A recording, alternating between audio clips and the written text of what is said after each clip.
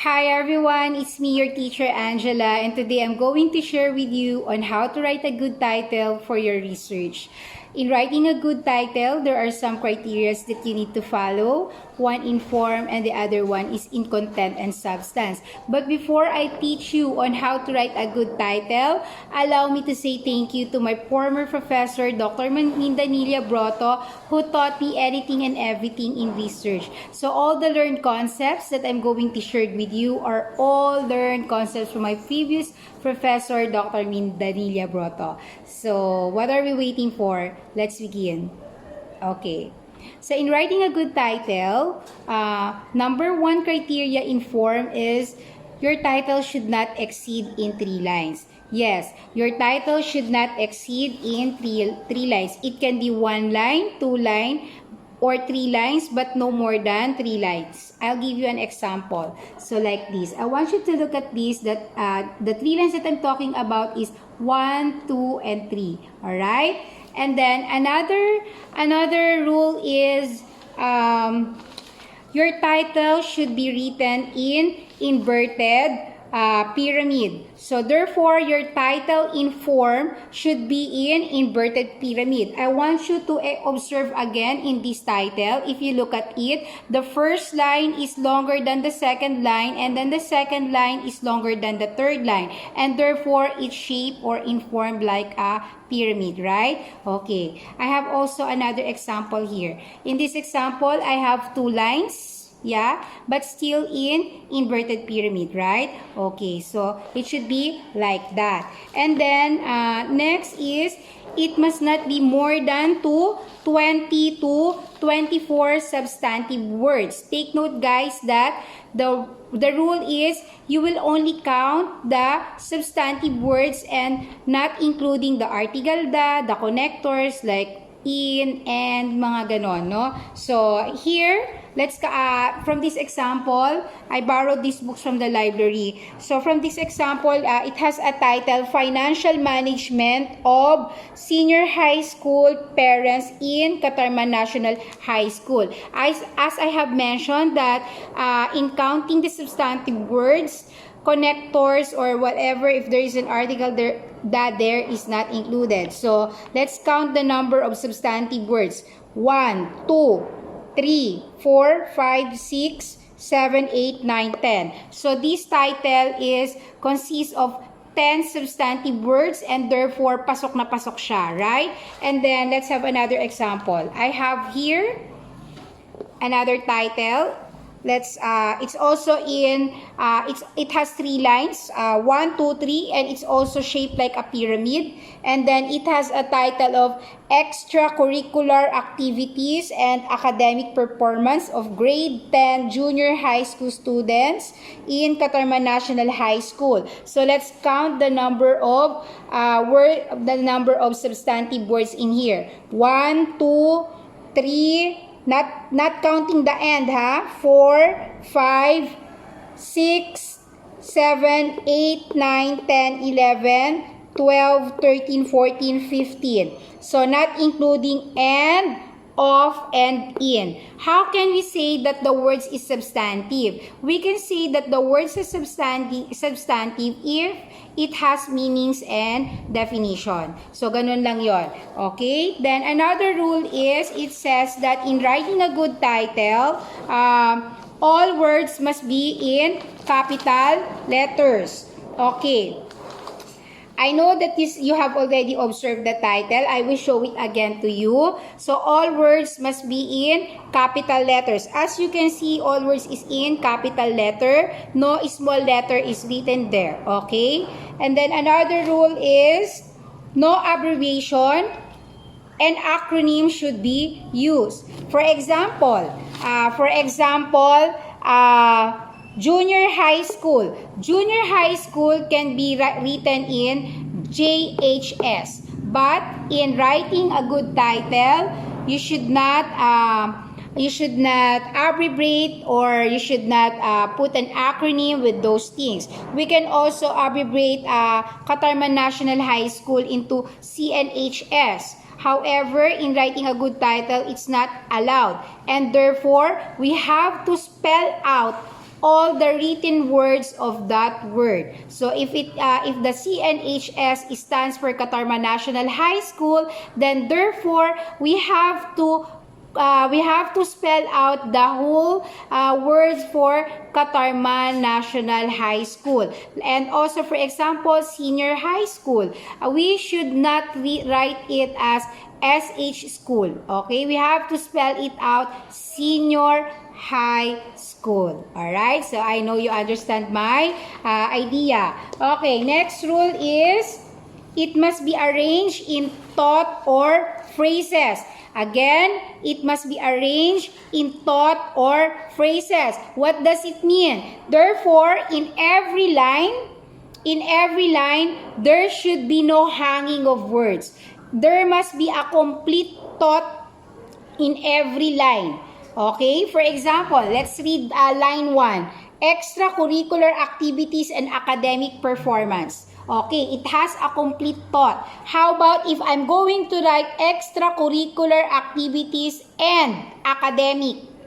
Because we are lacking of space. We cannot do that. We really have to adjust our text in Microsoft Word in order for us to come up in words should be taught in phrases. Okay? So how about in of Katarman of grade 10 junior high school? No, we cannot put, for example, extracurricular activities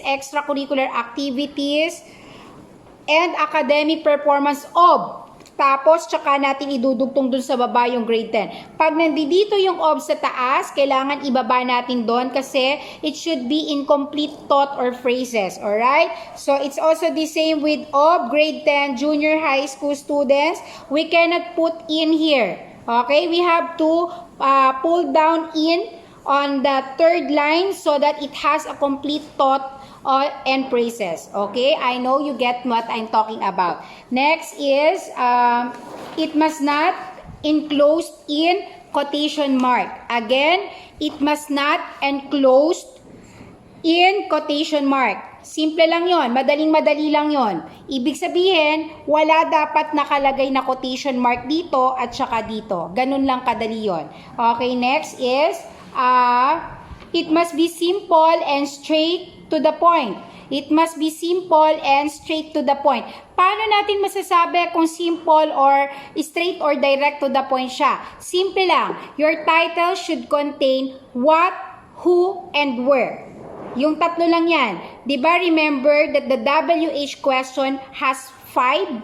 Okay. Reserve the 2, how and when. Do not include how and when in your title. In writing a good title, it should be direct to the point. You have mentioned what is your title all about, who are your respondents, and where is your study will be conducted. And these three will complete your with these three, it will give you the simple and direct to the point. Okay? If you see these three, then therefore it is direct to the point because it was able to answer what is the study all about, who are the respondents, and where is the study will be conducted. And then next is no syllabication of words. No syllabication of words is, for example, is aka, dash, de, dash, meet, yung ganon. So, walang ganon, no? Dapat continuous lang siya. But actually, in writing naman na title, yung no syllabication of words is bihira naman natin siyang na-encounter. Then, next is, it must not indicate the time frame of the study. I will repeat, it must not indicate the time frame of the study. As I have mentioned, in writing a good title, you should only mention the 3 WH question, what, who, and where, except how and when. Okay? Next is, use the font prescribed by the school and must be uniform. Use the font prescribed by the school and it must be uniform. Why? In different schools, Different university has its own style of writing. So follow the format of what your school is following. As simple as that. Anyway, your teacher or your professor will give that to you in doing your research. Now, let's move on to in content and in substance. So, in content and substance of your title, it be along one field of specialization. Again, if you'll be writing a research, and therefore it must be in a one field of specialization. No? Let's say, for example, if you are a student, most likely you will be conducting a study for the student. Or if you will not write something for the teacher, right? And if I'm going to conduct a study, I can choose as I can conduct a research for my co-teachers, and also at the same time, I can also choose a research study for my students because these things are my specialization. And you can also specialize that. For example, in senior high school, there are strands. All right. Not only we can specialize it by strands. Suppose we are in GA, or we are in ABM or in STEM. We can specialize that. For example, in this title, if I'm going to make it more specialized or personalized to strand, I will write it as extracurricular activities and academic performance of grade 10 STEM students. Here, it was specialized for junior high school student. So, na-specialized din naman, no? Grade 10 junior high school students. Okay. So, another thing is,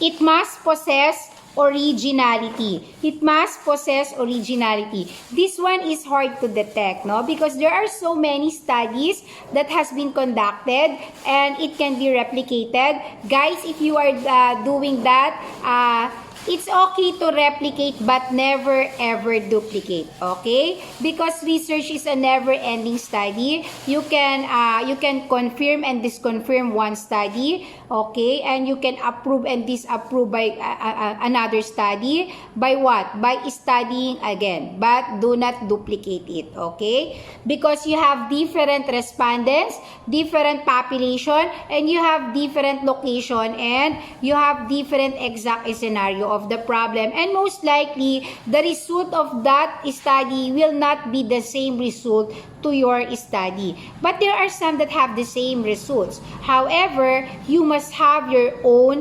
originality. All right, so I hope everyone is clear into the thing that let's be original in writing our research, and let's try to be authentic and novel in doing that thing. All right, next is it must be interesting. Yes, it must be interesting, because why? If your research is not interesting, or even your title is not interesting, who else will read that? Your title will complete or will give the full overview of what is your research all about, right? Because if your title is not something beautiful, then you are the person who write it, and maybe for you it's not interesting, what about more to others? It's not also interesting to them. So therefore, please come up to research and to research title that is interesting to your age group, and to your peers and colleagues. So you have to look for something interesting and authentic in writing your research, and also in doing your title. Next is it must be eye-catching. Yeah, just like what I've told you, eye-catching, interesting. It's just the same and synonym that if you give a title, it must something. May I see that? What's your title? Oh yeah, something like that. It's just like in the pelikula, no? Whatever the title is, it must be something catchy, eye-catchy and interesting to the audience or to the readers, no? And for you to come up into next rule that it must be thought-provoking. If your title was written in a very interesting way, original and eye-catching, then therefore you can produce a very thought-provoking title to your readers. Okay? And next is, I already mentioned this before, that it must answer the question what, who, and where. No? Again, it must answer the question what, who, and where. It's because if you were able to answer the question what, who, and where, then therefore your title will suffice it is simple and straight to the point because you were able to answer what is your research all about, who are the respondents, and where is your study will be conducted or will be conducting, no? So, next is it must seek solution to felt need problem. It must seek solution to felt need problem. Well, I believe that when we are conducting research, it's because we have problem with something into it, or we want not always a problem, but at least we are up to something that we are curious, right? Let's say for example, well, it depends to your interest naman yan eh. For example, most female students prefer to conduct a research on how to whiten skins. Yeah, right. Because every time they see me, they always ask me, teacher, what's your lotion? Something like that, no?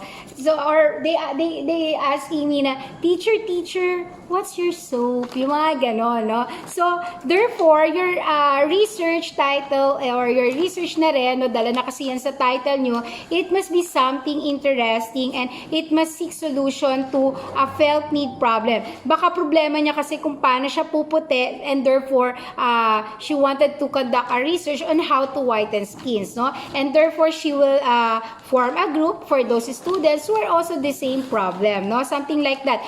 But it's just one of example. Like for example, with this example, extracurricular activities and academic performance of grade 10. So maybe they're having a problem of having an academic performance together with their extracurricular activities. We don't know unless we were able to read what's the research all about in this book, no? But the title gives us idea that it's all about the extracurricular activities of the student and as well as their academic performance. So might be it is their problem that they are needing a solution.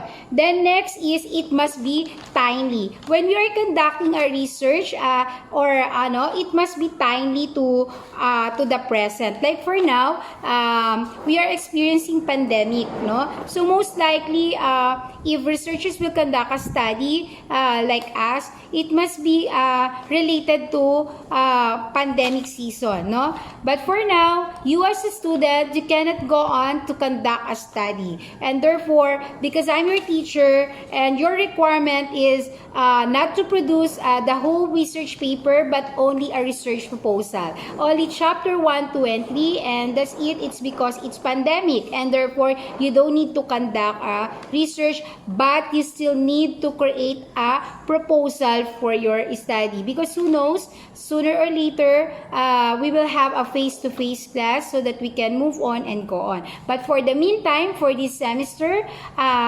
your output will be at least having your research proposal. Para naman, masabi ko din naman na you are equipped even the time of pandemic. Okay ba tayo doon? Okay, let's move on. Okay, it must be clear and specific. Nasabi ko na yan sa inyo kanina, no? And then again is, it must excite the reader's intellectual curiosity to look further in the study. So, parehas lang din yun sa, it must be thought-provoking, it must be interesting, ayan. So, mga ganon, no? Umuulit-ulit lang siya and then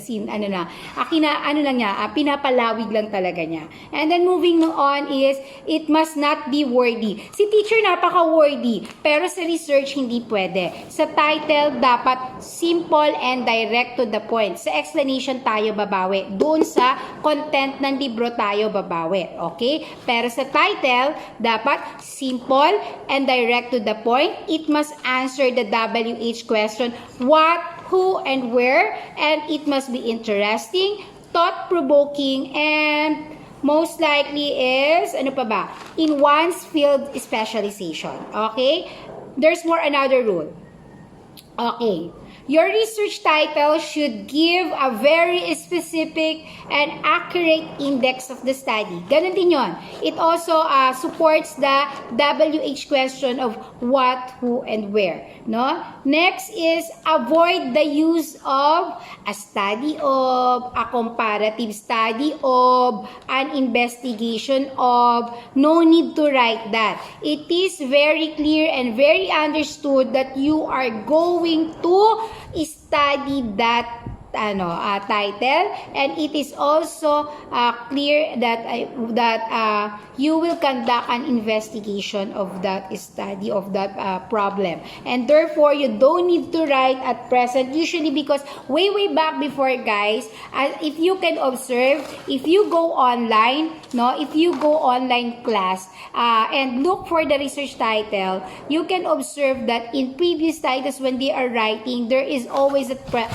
here in the before the main content of the title, there's always here at present a study of extracurricular activities and academic performance, something like that. But at present, in writing a good title, please remove a study of, an investigation of, or a comparative study of. No? So, ganun lang yun, guys. And then next is, it should be explicit in the variable to be investigated, the subject involved, and the place of the study. Ganun din yun.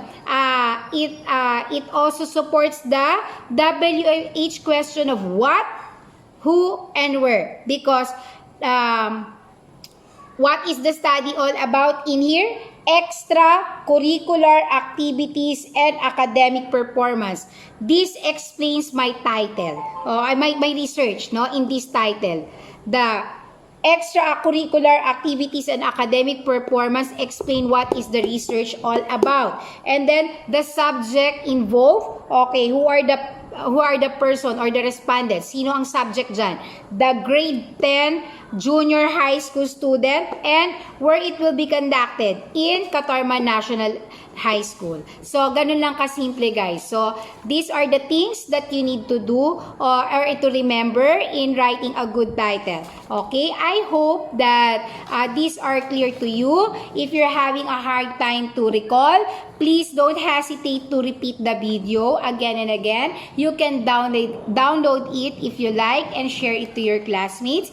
But for the meantime, these are the things that I'm going to share with you. And for my next video and our next lesson, it's all about writing your introduction or background of the study. So that's all for today. Goodbye, and I'll see you on my next video tutorial in writing your research proposals. So goodbye, and I hope you like my video.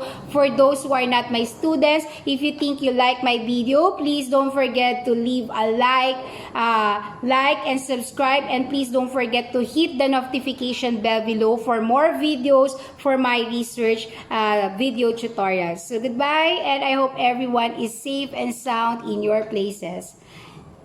Goodbye.